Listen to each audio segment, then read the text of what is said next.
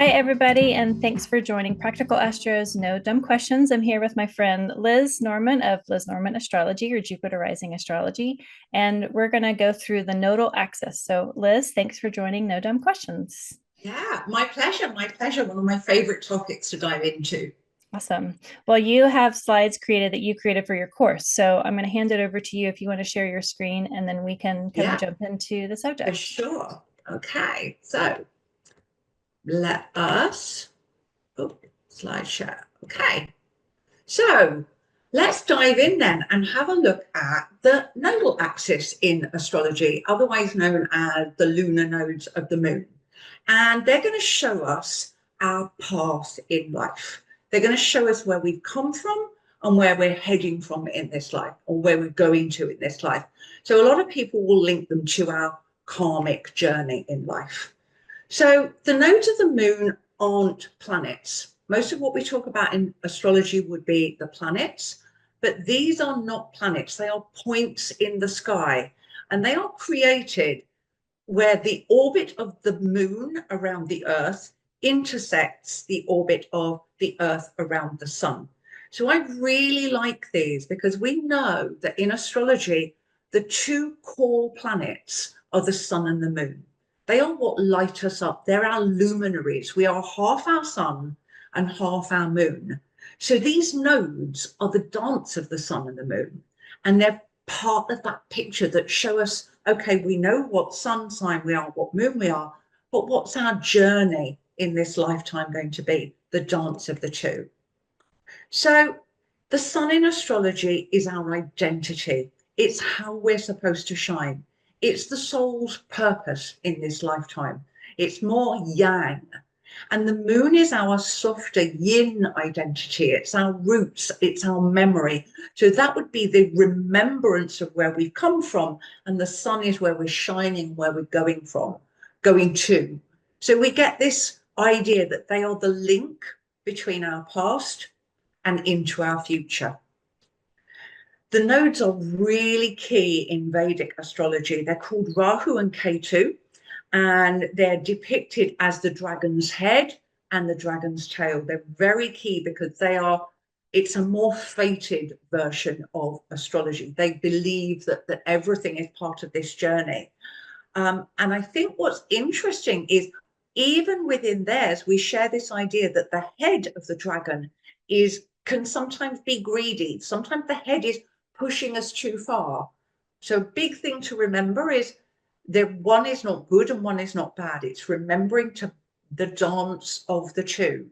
But there is this link to our destiny, karma, or fate. And so think of that south node as that link to our past, our anchor. Where have we come from? Where are we anchored in? And we are really thinking about that as being the gifts of qualities we bring from past life experiences. Think of it as ripe fruit. You are born with those qualities ready to use. So it's our anchor, it's our gifts. We need to remember that. But we need to balance those gifts with the zodiac sign that is immediately opposite it, which is the North Node. And that can also act like a magnet. So sometimes we get stuck in the anchor of the South Node, or we get pulled to the magnet of the North Node. What we really need to do is find the magic, which is exactly in the middle, because the nodes are the balance of the zodiac. They balance one sign which is opposite another, and think of them like a compass. We're constantly resetting. Remember where I've come from, but where do I need to take that to move forward? Because the zodiac signs, often the medicine for one sign, the balance for it, is in the opposite sign. So this is really showing us, look at how do opposite signs complement each other. So they will always, the nodal axis fall directly 180 degrees opposite each other. The North Node, for those that are unfamiliar, will look like a pair of headphones. The South Node looks like a horseshoe. So the idea on this one is we have come in with the qualities of Virgo, fully developed, and we're balancing them with the opposite qualities of Pisces. Neither one is good or bad. We're just balancing and finding the magic in the middle of Pisces and Virgo. So really important, we're looking for this. We're looking at this balance point because in astrology, we know if we have an opposition in a birth chart, it's about us balancing the two. It's exactly the same as the nodal axis. And in some charts, that pull back into the south node is stronger. And in other charts, the pull or the magnetic draw of the north node is stronger. We need to remember in that case the gifts we brought with us. So here are just some things, some bullet points there. The south node, inherited gifts, skills, things that we inherently find easy, that we're really good at, but we need to perfect by using the opposite sign this lifetime. It can be our comfort zone. We can be pulled back to it. It can be habitual behavior. So we need to be careful we don't get stuck there. It can also represent baggage. We've brought with us stuff from our ancestors and it's our job to clear it. We've talked about, I obviously do medical astrology as well. In our health, it can be like a leaky bucket. It can show inherited health conditions. Often this would be a point in medical astrology. I would support the sign of it. And again, releasing when the south node goes through by transit in the chart, it's often a release of past health issues. So I use it in medical astrology. We're balancing by using the qualities of the north node to really bring out that ripe fruit of the south node, to really see how we're going to do it. So for a lot of people, the north node will be stepping out of your comfort zone. It will be doing something new. It will be difficult for you, but also be mindful that you may find it's the opposite, which is you're so focused on the shiny north node, you forget that you've got those lovely qualities of the south node that you also need to remember. So balance those when you look at your own nodal axis. And for health, the transiting north node will be often a healing of health conditions spontaneously. Really good time to work on your health. And also mentally and emotionally, when the north node goes over part of our chart, there can be real choice points, can't there? A sense of like a calling back to our path in life, a calling that we need to get aligned again, that we need to get back on our path and our journey in life. So we can use the nodes in two ways. We can look at them within our birth chart and look at that tension of those two signs that we work with our whole lives. We can also look at where the nodes go through the sky and work with them on an ongoing basis. So we finish then with this cycle, this dance takes about 18 and a half months for the two nodes to go through one zodiac sign. So the nodes move about 2 degrees per calendar month, and the whole cycle around the whole zodiac is 18 to 19 years. So you'll have about 18 and a half months to focus on what areas of my life am I balancing? Where are the nodes asking me to balance? And then in your birth chart, when we come back, we have these definite 18 to 19 year cycles, and also the halfway point of that, which would be around 9 years, where these are call points in our lives. We can sometimes feel we're at a crossroads. So that is my whistle stop tour of all things to do with the nodal axis. That was fantastic. So a couple of things came up when you were talking. I tell people a lot, the nodes are not like physical planets. They're not these physical points. And because some people do get a little hung up on, I need to be more north node. I need to get away from my south node. And just looking at the sigil of the north node and the south node, they make this, they are the path. They are a cycle. They're not just a destination. It is that journey but it's that journey back and forth, and like that movement of back and forth is kind of a weaving and reintegration of the lessons from the south and the north that we get to do through our pathway. But I was also reminded of, if you've ever had deja vu, that's this sense of, I've been here before, and I've had conversations with people in relation to the double helix of DNA and how it looks like a staircase. And sometimes deja vu feels like you're like walking up the staircase of memory or down the staircase of memory. And the nodes kind of bring that up of like during a nodal cycle, we are kind of going back and forth in this memory of things that may not have happened yet, because time operates in both directions, and the power and the potency can be very subtle. You work with homeopathics, it is subtle yet powerful energetic medicine, and the nodes are reminiscent of that, of just having that.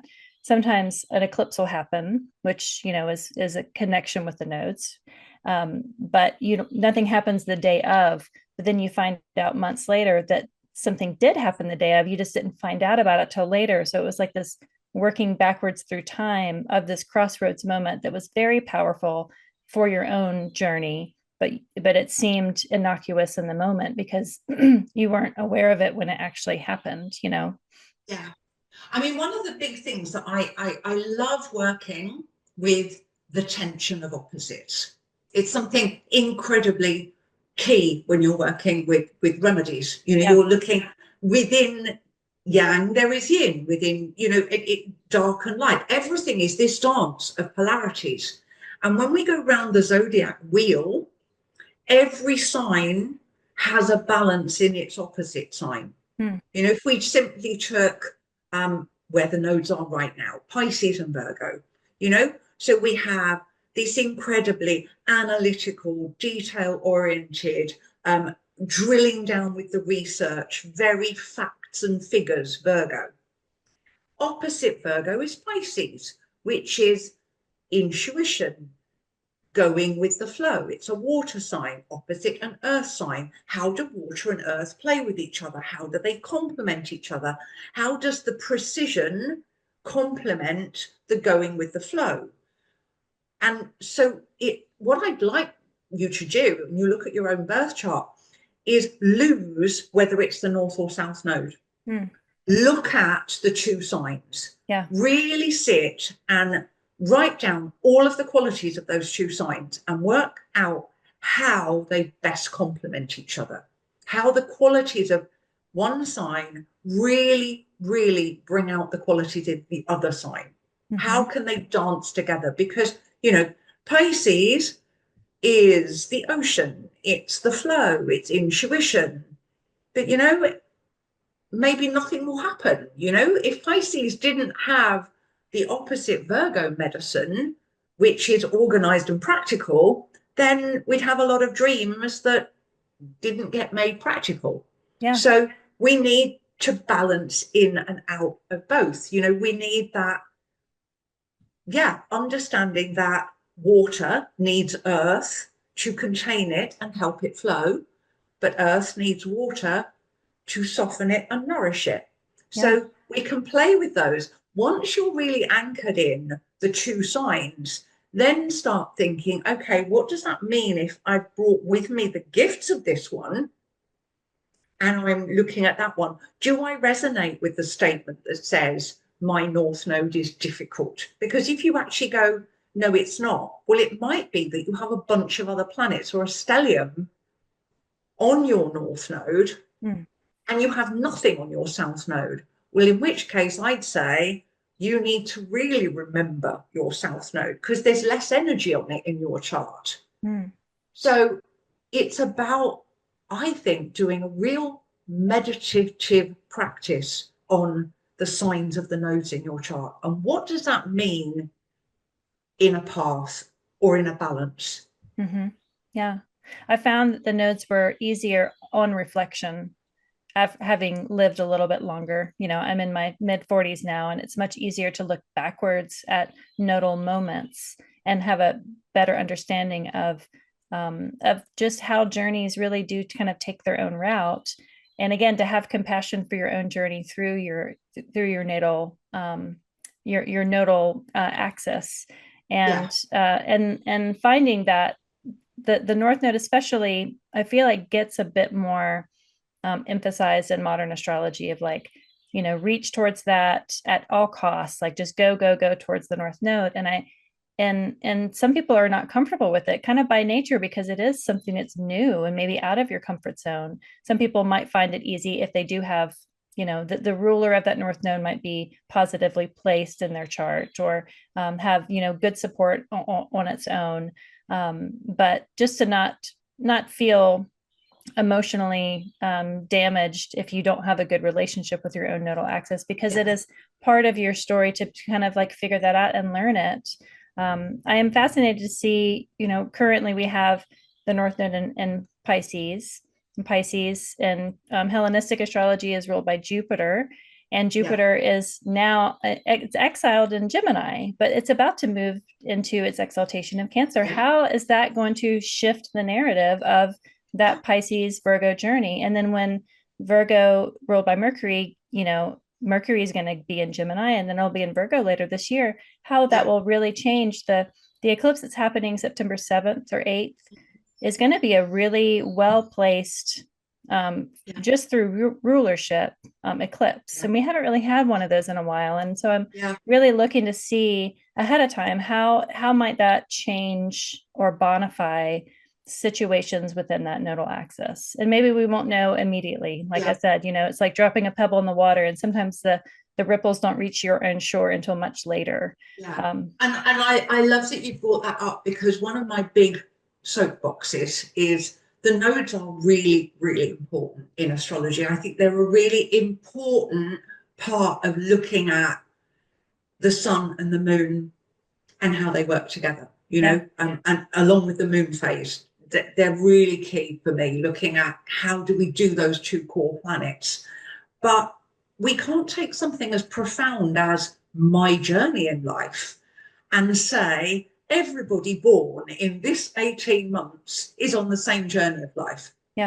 That is not individual at all, is it? Like, that goes against all of the principles. So we have to say, okay, we start with the core. You are balancing this sign with this sign. But absolutely, the first thing I then do after that is I say, where are the rulers of your South Node and North Node? That's going to be a key indicator of the placement of the rulers of your South and North Node are going to show you which one's easier and which one isn't. Do you have a planets conjunct either of those? What planets are conjunct either end? And every time we add a layer of information, we understand, oh, well, I say, for example, my North Node has been a real challenge in my life, but I've got other clients of mine who've had almost everything in the same, they've had a huge stellium with the North Node in the middle of it, and their South Node, their awareness of it was like, oh, wow, if I start integrating those qualities, I can really unlock it. So we really do need to look at where the other energy is, and rulerships are key. Yeah, I always found that I tried to hide in the middle of my nodes. Like I wanted to escape my South Node, wasn't quite ready for the North Node, but then my sun is at the bendings. I have, so like that, my comfort zone is actually kind of being the middle child in between my North and South Node, and not really wanting to go towards any of them. And so it is that is part of my journey, is like breaking out of not being scared to return to the South or adventure to the North. And that it's that my own natal sun placement really does kind of speak to that. So it is, and it's all fascinating. Anybody listening to this who is slightly more advanced in their astrology is, absolutely, very key. If I see a chart and I'm working with a client and I see a planet or planets at the bendings or skipped steps in evolutionary astrology, they're key. We're going to be talking about the nodes, and we're going to be talking about those planets, because they are that apex point, and the apex is where the tension of the opposites funnels, doesn't it? So I mean, I have an exact to the degree square, full square with my nodes. Wow. So that's pretty intense. Yeah. Yeah. It speaks to that we are multitudes. Yeah, You know? but it was so interesting to then bring my awareness to that's the point that I work on, to release the tension of the nodes, because like in any T-square, you're looking at the apex. Yeah. Yeah. Yeah.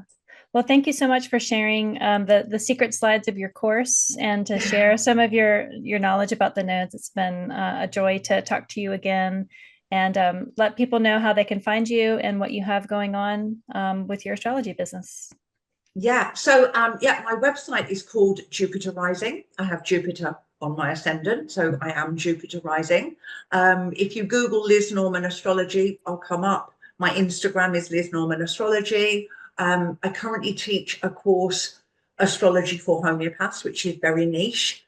I will be doing a batch flower course later in the year and early next year for astrologers. So I'm really excited to be doing it the other way around.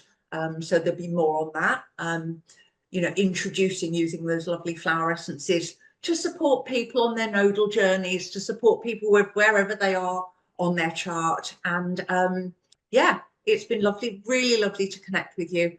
And I just love the whole Aquarian where we meet online. And actually, for all of the ills of places like Instagram, isn't it beautiful that we get these connections with like-minded people all over the world? And I think that's really beautiful. So thank you for asking me on. And we're going to watch this space over the next few years, aren't we? It's very exciting.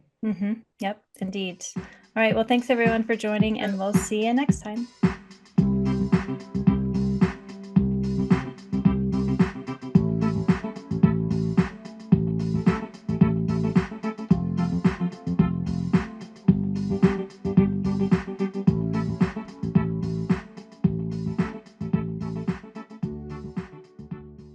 Like and subscribe.